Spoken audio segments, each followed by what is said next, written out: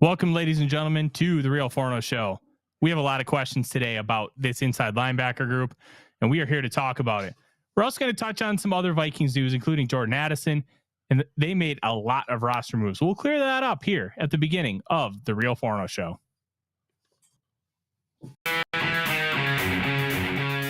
to the Real Forno Show, hosted by Tyler Fornes, the managing editor of USA Today's Vikings Wire, writer for the College Football Network, publisher of Substack Run In Shooter, host of The Good, The Bad, and The Hungry on the Voices of Wrestling Podcast Network, as well as a founding member of Vikings First and SKOL. Boom! Welcome, ladies and gentlemen, to the Real Forno Show. I am your host, Tyler Fornes. With me, as always, in the top right corner, the Whiskey Baron himself, producer Dave. Dave, what's in the glass tonight? Tequila, baby. El Patrino tequila. A Raspado. Very good. Reposado. Say hello to Eclair. She's going to be in my lap tonight because Odie is being a turkey butt and not letting her just relax. So she's going to be sitting on my lap. So life is good. Let's talk about some Vikings news. Earlier today, they made multiple roster moves, starting with early this morning. They signed a tight end named Colin Thompson. Spent the last 3 years with the Panthers organization. Also spent time in the XFL and AAF. He's a depth tight end who can also play long snapper. And I think that's more of a depth move.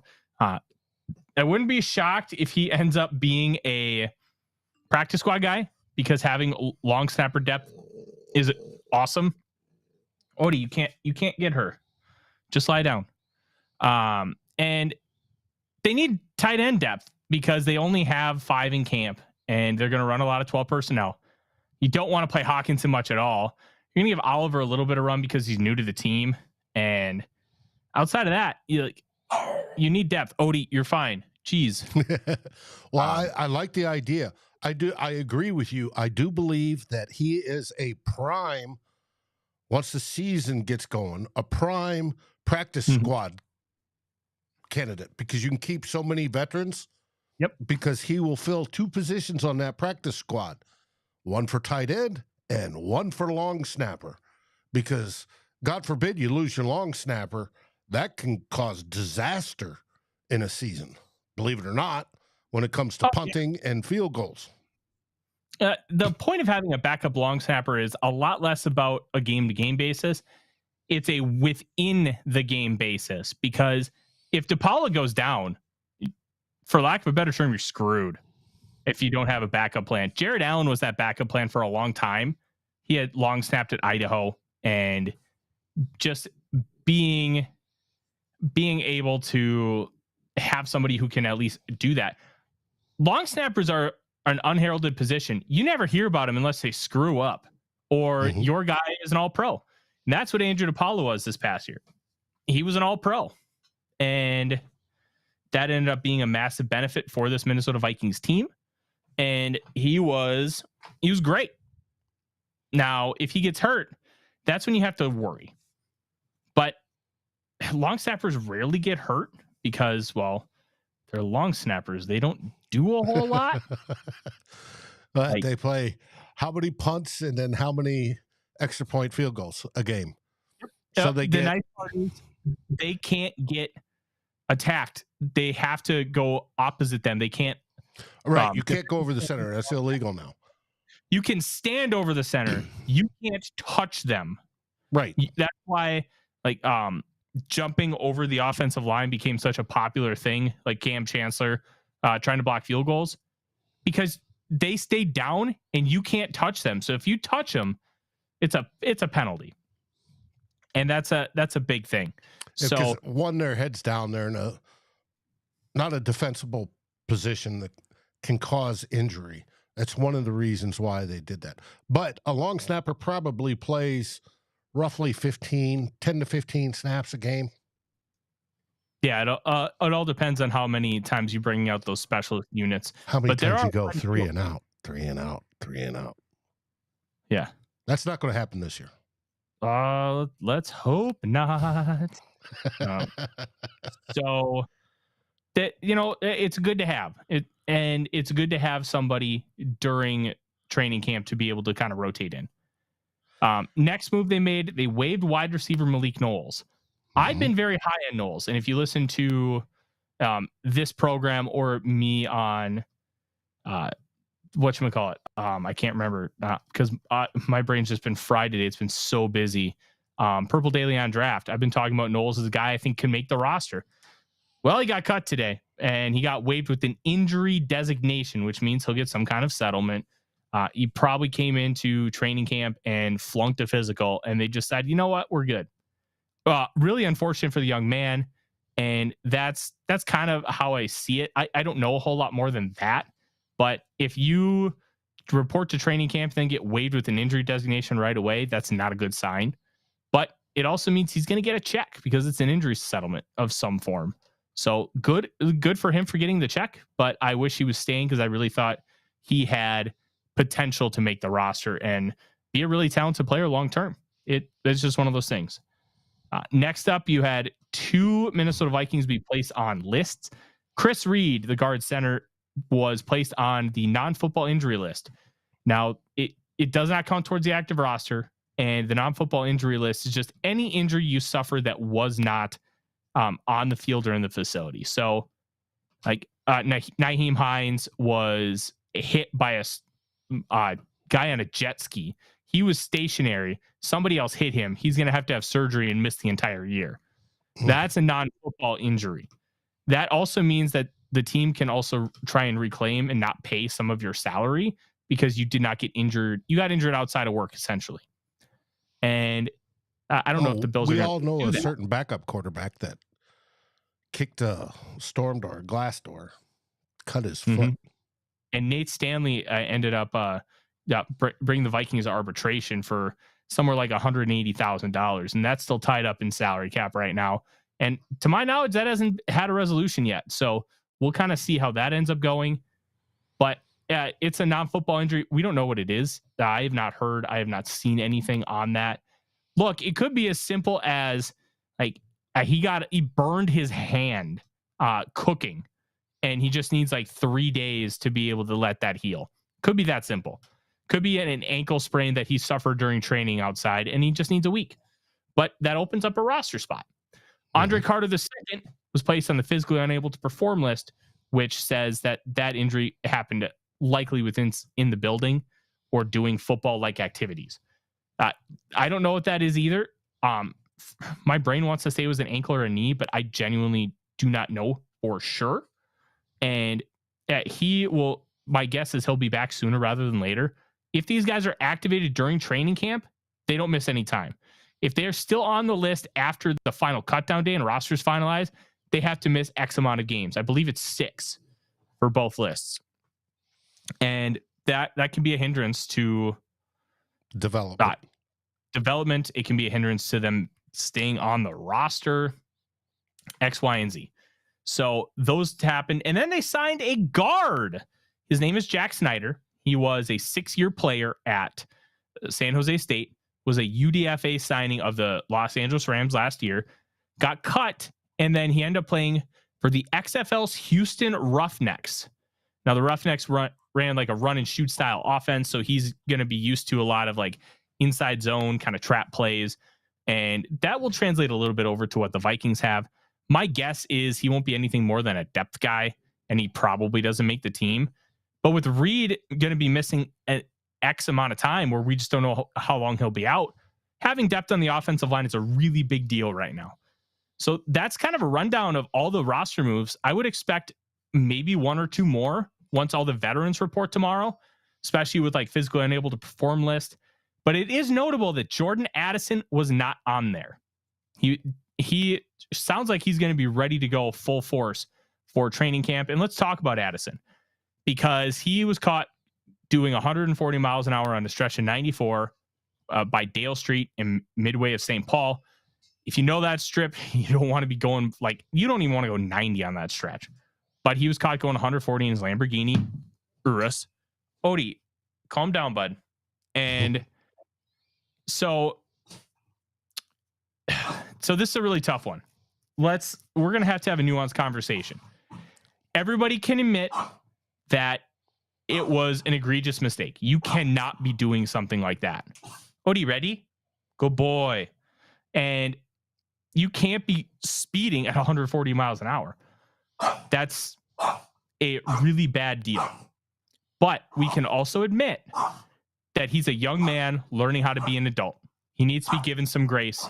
He's going to make mistakes.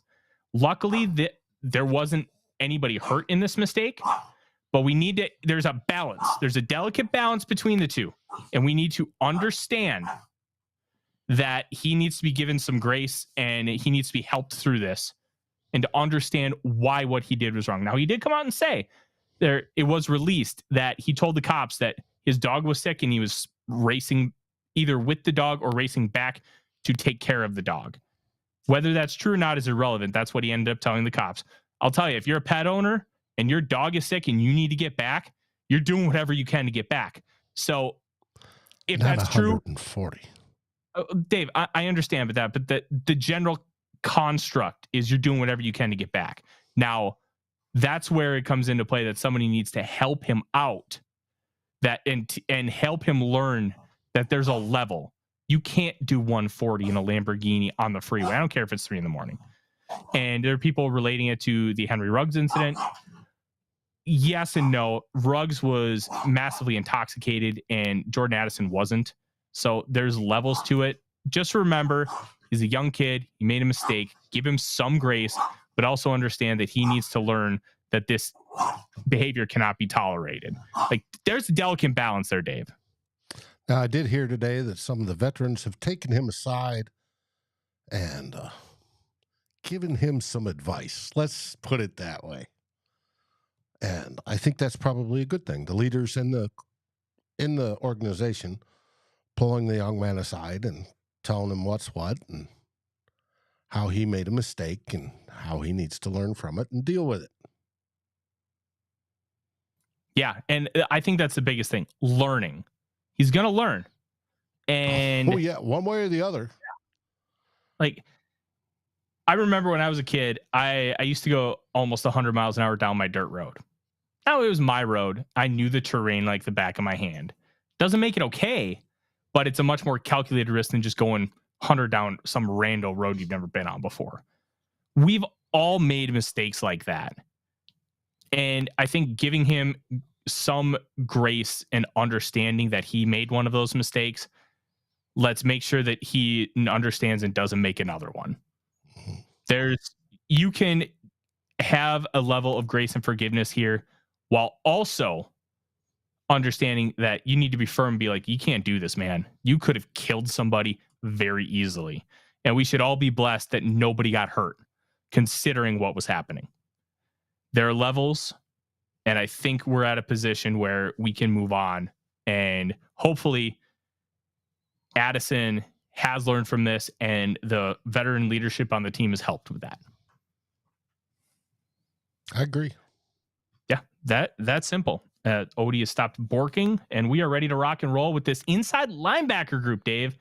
When we take a look at this inside linebacker group, as I see a lot of people in the chat, we've got Rhonda, Mary, Grandizer, Aaron, Raymond. Welcome, everybody. I see my worthless opinion jumping in. We are having fun today. And this group is interesting. Let's start here, Dave. What do you think of this group? I think we have Jordan Hicks, which is an adequate, if you want to call it that, linebacker. Very good against the run. We have Brian Asamoah, who will start next to him, who has tons of potential. And we like the little bits we saw last year. And then there's basically a whole bunch of question marks behind that. And Hicks and Asamoah working together is going to be a question mark. Now, what I think is Brian Flores is going to make the best of the bunch and use them to their strengths. Like I said, Hicks is good against the run. He's not good against the pass. So expect somebody else in when it's passing situations. Expect a safety to come down and replace, possibly. Expect Ivan Pace Jr. to come in and possibly try to get some pressures up the middle that way. But it's a huge question mark for the whole group. I mean, Hicks, like I said, good in run support, not good in pass coverage. Asamoah, young, signs of brilliance last year. But we'll see.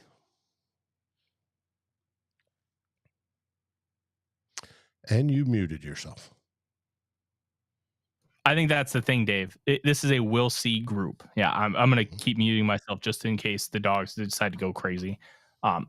It's a we'll see group. Let's start with Jordan Hicks. Hicks is an interesting guy because they signed him to a 2-year, $10 million deal last year. Hicks is not worth that money. And they restructured it to where he's only got a $3.5 million base salary, a $5 million cap hit. So he took a $1.5 million pay cut in return. And now this is key. In return, the Vikings fully guaranteed that $3.5 million.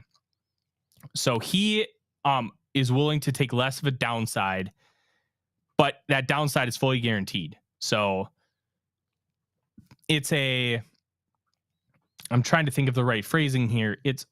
He's understanding that he's probably not going to make more money elsewhere, and he's helping them out. And in return, the Vikings can't cut him to save like $4 million in cap space. They cut him, they lose all their they get no benefit from him because the contract is guaranteed. So he's going to make $3.5 million in cash this year. That's why he ends up taking the pay cut, and there's merit to that. Chris Reed did the same thing, where he took a pay cut, but they guaranteed him $800,000. That was $800,000 Chris Reed wasn't guaranteed before. So, like, your total amount might be less, but no matter what, you're coming away with X. And I think that's important for a lot of these guys, especially the older veterans who could be on their last contract. So Hicks is a player who's been in the league, I believe, 9 years. Maybe it's 10. And he comes from Texas. Good player. Not great. But I think the defense he played in last year and what he was asked to do wasn't great for his skill set. I think what he's going to be asked to do in this defense is going to fit him well. He's going to thump the run. He's going to plug gaps. He's just going to smash his body in there in the running game and be able to do a lot of that. Asamoah is going to be asked to be more of the space guy, run around, shoot a gap in a blitz. And Hicks is going to be asked to mainly maintain the line of scrimmage. I think that's perfect for what Hicks is right now.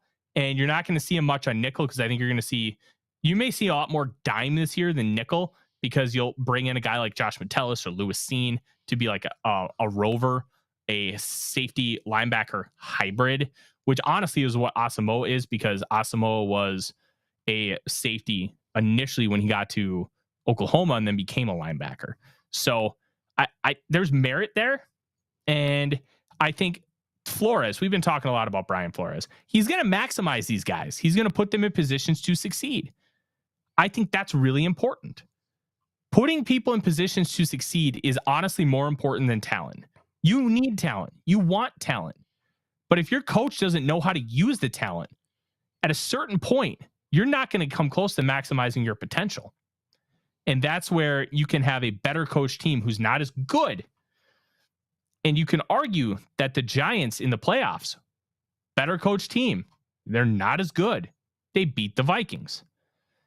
And I think sometimes that's important. Coaching matters. But if you have an elite level talent, like, did Randy Moss need elite level coaching to be great? Hell no. But let me tell you, elite level coaching helped maximize his greatness. Jerry Rice, same thing. Bill Walsh did not make Jerry Rice great. But you know what he did? Helped him get real great fast. Well, and it was Savion Mixon on Vikings Wire that reported that Brian Flores is considered the second best defensive caller, something like that, in the league. all the way back when they look from 2016 on, who are the best, and he's considered second best. And then the guy that wrote it and did the research, I want to say his name's Michael Patton,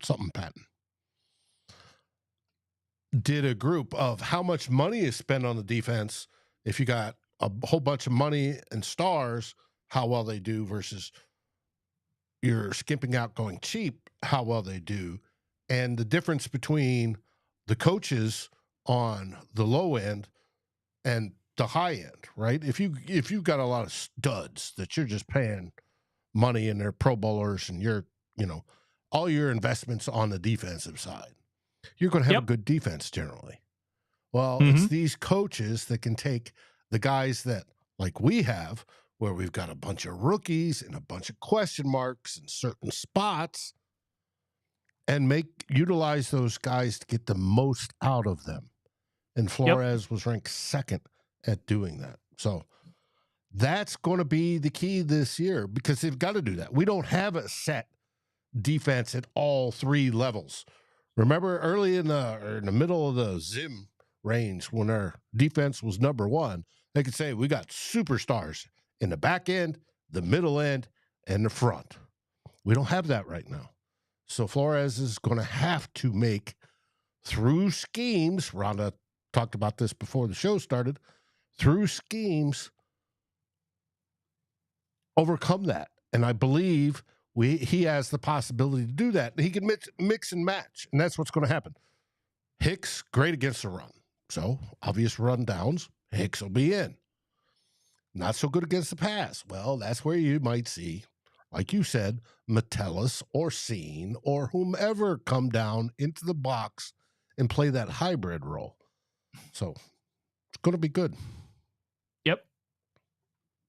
And let's talk about Brian Asamoah coming in, second-year guy. And I released an article just a little while ago, about 2, maybe 3 hours ago, talking about 7 players who need to have a strong training camp, and Asamoah was on that list. Very talented, great speed, ability off the charts. His big thing, Dave, he needs to just tighten it up. He needs refined. He plays a little out of his mind, and I don't necessarily think that's a bad thing. He's wild, and he needs to just kind of control himself a little bit. I think with more time and more reps, as the game slows down and he gets more comfortable, you'll see him getting more under control. It'll still be as wild, that missile that shoots, from the linebacker position. But I think it's going to be more controlled and more targeted. Yeah, and you saw some of that in the first New York Giants game, where he goes up and gets Daniel Bellinger after he catches a crossing pattern and just strips the ball from him and takes it 20 yards. Like, those are the kind of things that we want from Asamoah. Be a disruptor. Be that type of player. And he has it in him. But you also have to understand that he's not great in pass coverage yet. He understands how to shoot a gap. He understands how to be explosive and just follow the ball and just take the ball. He can run sideline to sideline. What he can't do is some of the nuanced basics. That's going to be his biggest challenge right now, is the little things. Take care of the little things. And if he can do that, that's going to speak volumes about where his growth is going to be. It's not going to be in the speed. It's not going to be in the instincts. It's going to be, can he play within himself better in pass coverage? Can he do X, Y, and Z and just play within himself? That's going to be how we measure Asamoah's success. It's not the big plays. It's preventing the bad ones. Can he make a tackle in the gap to prevent it, to get it to be a 5-yard game instead of that thing going for 20? Those little things are going to make a big difference. I think he can do it. I don't know he can do it. I want to see him do it. And the Vikings are betting hard on him this year, because after him, it's a bunch of Jags. Like, just another guy. It's a bunch of question marks, Dave. That's going to be a problem if he's not very good. But We'll But we see saw how flashes last year. we did, but it's not about flashes. It's about consistency. It's never been about flashes. But if you have flashes, that means you have potential to be refined into somebody that's real good. Potential. Sometimes it just never works out. But hopefully, with one of the best defensive coaches in the league, they realize that potential, mold that piece of clay into an absolute stud. That's what we hope for. Mm-hmm. And I'm really intrigued to kind of see how he ends up figuring things out, because if he figures things out, it's going to make this defense a lot better. And with how explosive and aggressive Brian Flores likes to be, that's going to be really important for this team. And that's how we're going to see a lot of growth. And this linebacker unit after him is not very good. We're going to start with Troy Reeder. Comes over from the Los Angeles Chargers, but he spent time with the Los Angeles Rams with Kevin O'Connell. And he's just an average linebacker. He's going to be a little better in the running game than he is in the passing game. He's a fringe starter at best, and he's on a 1-year vet minimum deal. Now, he could end up starting right away, and he could start over Asamoah as we rotate him in. As Ron asked if he didn't play that much last year, and he played more as the season went on, which is what you want to see from a rookie. You want to see him earning more time later. And he played all those special teams. So, yeah, he's suited up for every game. But the longer the season went on, the more he played, especially with Jordan Hicks and Eric Kendricks struggling a lot at times. And that spark plug really made a difference. And especially in that first Giants game, that all works together. So Reeder is a guy who could end up being a starter.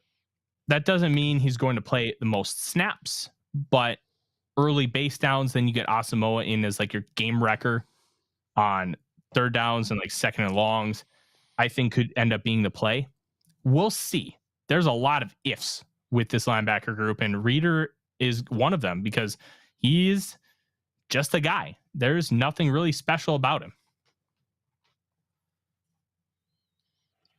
I agree. Yep. And let's move on to Troy Dye. The idea of Troy Dye was always great, Dave. He was always great. But here's the thing. He never was. The only thing Troy Dye excels at is special teams. Mm-hmm. And you need that. Teams need that. Yep. They absolutely need that. And Dye has played a lot of special teams, but he was supposed to be like that next Anthony Barr type player. Right. But so he never.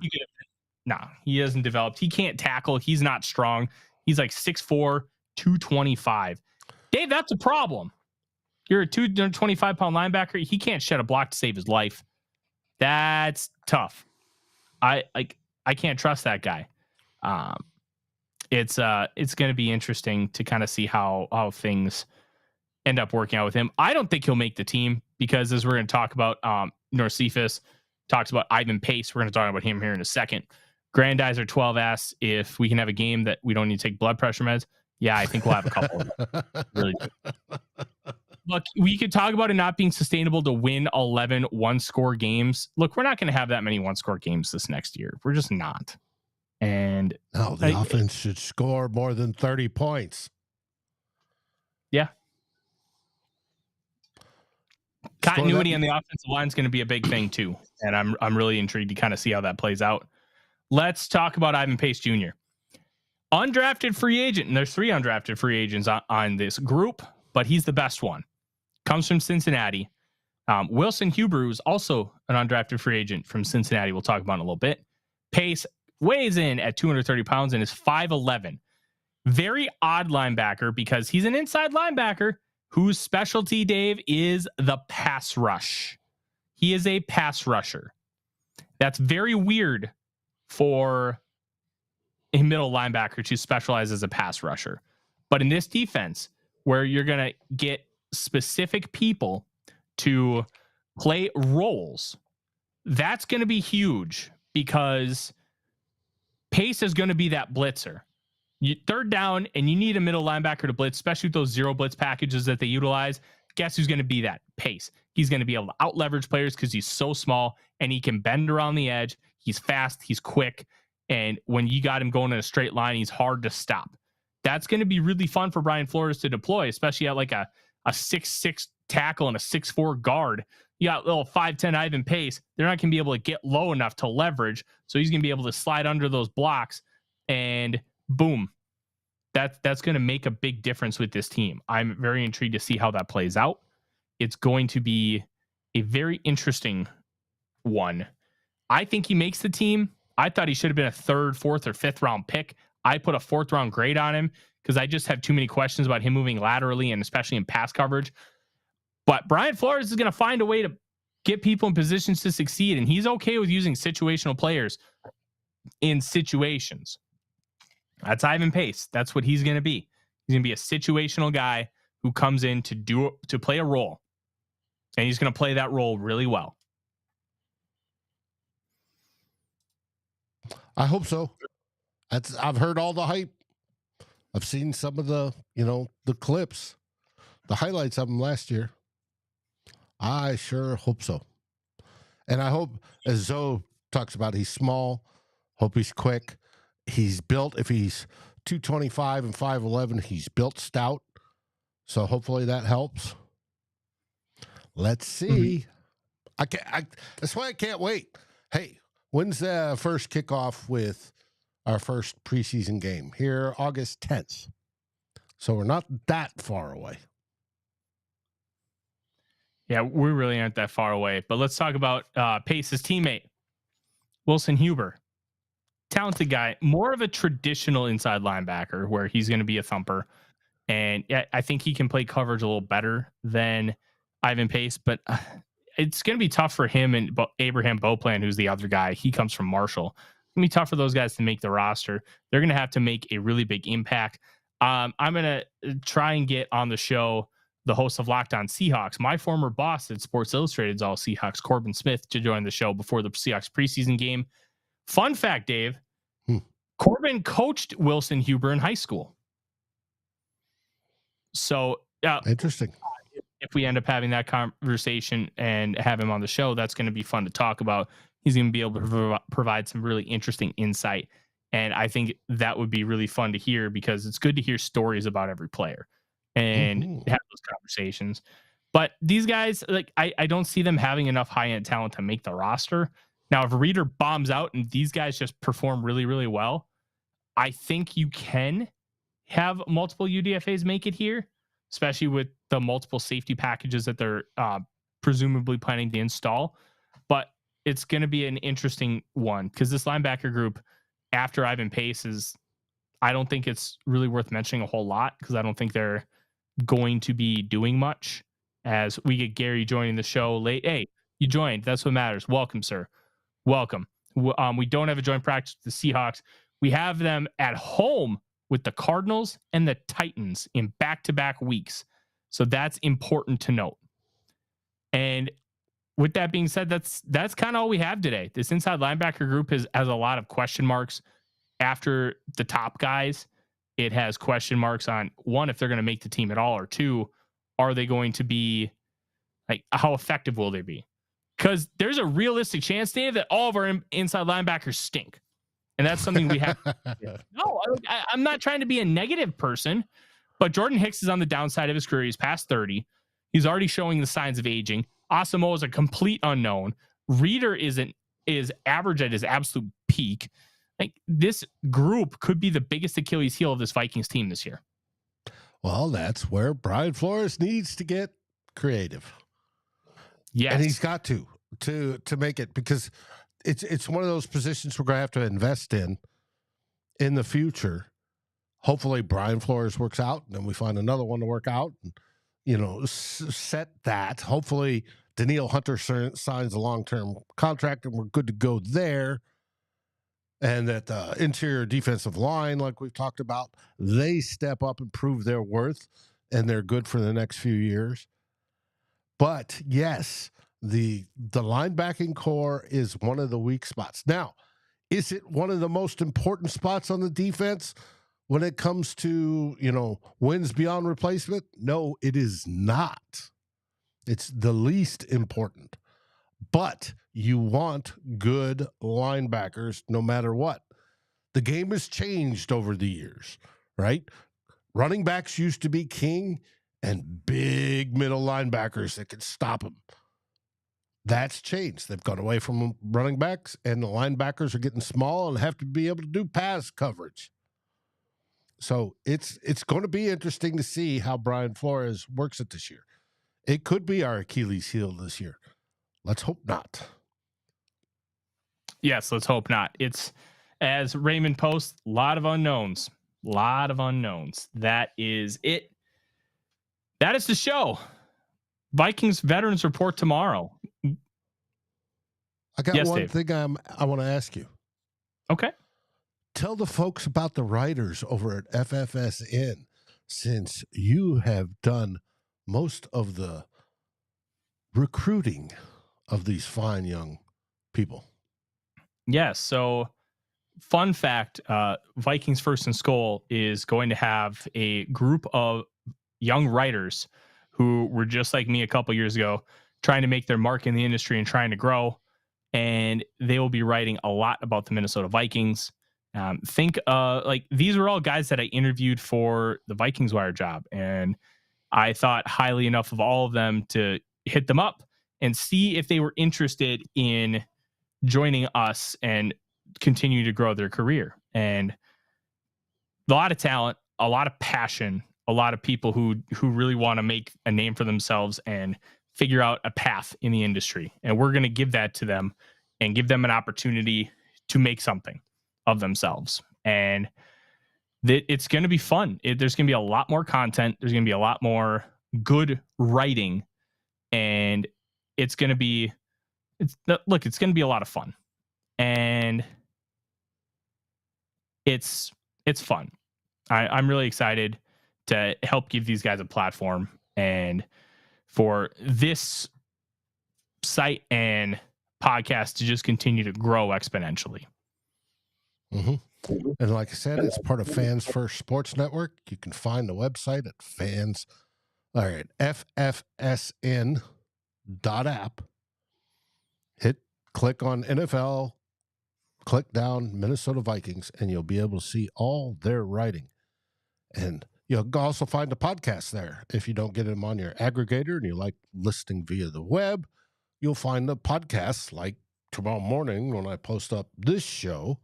You'll find it there, or my daily Vikings opener where I talk about the news, which I gather most of from Tyler's Vikings Wire, and of course over at Christopher Gates' Daily Norseman. And we talk about what everybody else is talking about. So it's fun. But we hope to grow, and we hope to get that portion of FFSN's, the website, the writing side, where the Vikings dominate. Because unfortunately, on the podcast side, the Steelers dominate. I want to make it so on the writing side, the Vikings dominate, and then we'll catch up on the podcast side. Yep. So it's going to be a fun one. I'm really excited for these guys. Eclair and Odie say bye to you as well, Mary. And we're going to be back Wednesday night.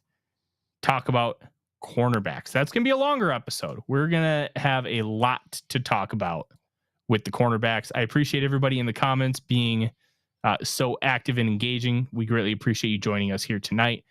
And if you're watching here for the first time, please hit that like and subscribe button and help us grow the show. We have only been around with this channel since March, and we're nearing that 800 subscriber mark. We want to hit 1,000 before the season starts, and we think we can get there because we provide unbiased, unabashed, quality Vikings content where we're just going to give you our opinions. And you know what? If we're right, we're right. If we're wrong, we're wrong. But we're going to tell you what we think and what we feel, and we're okay adjusting our opinion based on new data, unlike a lot of people. So welcome. Hope you stay a while. And subscribe to our podcast feed as well. We have a lot of really good stuff. Dave does the Vikings Daily Opener, where, as he said, he runs down the news of the day every single weekday. And Justin hops over and gives his spiel at least once a week, hopefully twice a week, right, Justin? Yep. Justin, I'm guessing, is in the comments as well. I know I saw him earlier. That this is a fun ride, and we're excited to be on it with you and continue to grow, develop, and be your place for the best Minnesota Vikings content. Dave, with that being said, what is the one thing we say before we head out every time? SKOL Vikings! Go Vikings, baby. Like, subscribe, and ring the bell to get notifications. It helps us grow this community that we all love, our Minnesota Vikings. And on behalf of Tyler Fornes and myself, Dave Stefano, thank you so dearly for watching The Real Forno Show. SKOL, everyone!